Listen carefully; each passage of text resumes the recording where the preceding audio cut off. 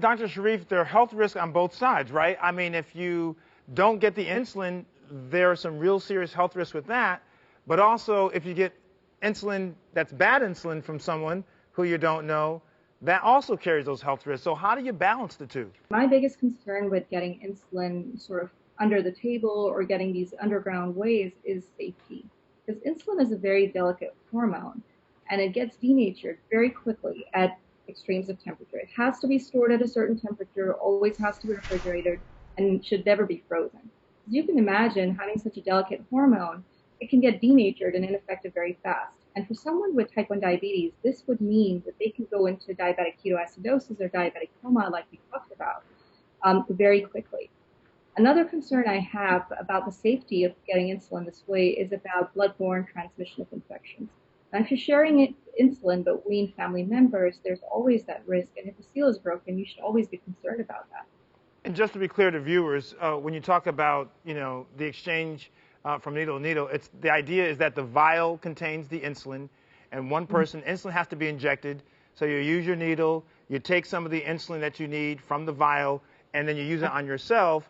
But there's still some more doses that are left in that vial. So if you share a vial with someone else after it's been used, there's the potential that a dirty needle could have contaminated the insulin. I just want to make it clear so people understand kind of how the transaction occurs. Now, we talk about other programs. I think this is so key. People listening at home, what can people do? They don't have insurance. They can't afford to buy the insulin. They need the insulin. What is available to patients as an alternative? The first question I think everyone who is in need of insulin should ask themselves is how much time do they have on their insulin?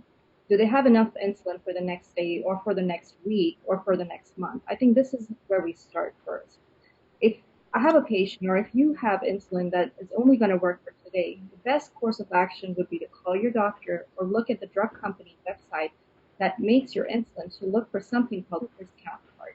What a discount card or savings card is it is a coupon that allows you to buy insulin for 30 days for free or at a minimal cost of about $35. In cases of emergency where patients don't have access to cheap insulin, it works for that short period of time. The other options patients have, if they have more time, is to talk to their doctor about cheaper insulins. Now, these insulins can be available over the counter in some states for as cheap as $25 a vial. Now, each vial contains 1,000 units of insulin. Now, for someone with type 1 diabetes, that 1,000 units can last you for 15 days to about a month, depending on how much insulin you need. Now, I wanted to drive this message to patients because they should not feel boxed into buying these very expensive and newer insulins. Because these older insulins work just as well, they're cheaper. They may be inconvenient because they have to be drawn out of the vial and injected, unlike the newer ones that come in pens. And, also their programs, DJ got on a program to be able to get the insulin for free.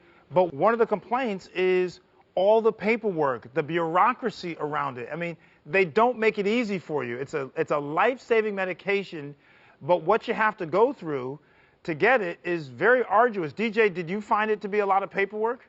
Yes, it was a lot of paperwork, but there are a lot of questions that were kind of hard to understand. But, I mean, there was somebody there to help me.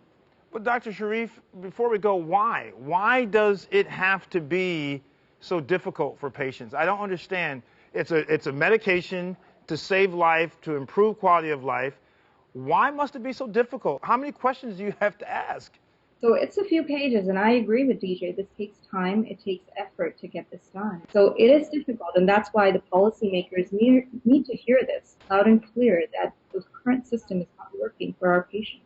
It's very confusing, especially if you're someone who's been a diabetic and you're stressed, we're in the middle of COVID, trying to, handle all these moving parts just is not easy at all. So I want to thank all three of you today for joining us. Hopefully someone is watching and a legislator or a politician could sit there and see this is a real problem. And by the way, it's not just the cost of the insulin. There are other costs around diabetes management that can be very expensive and break the backs of a lot of families already in financial stress. So thanks for joining me today.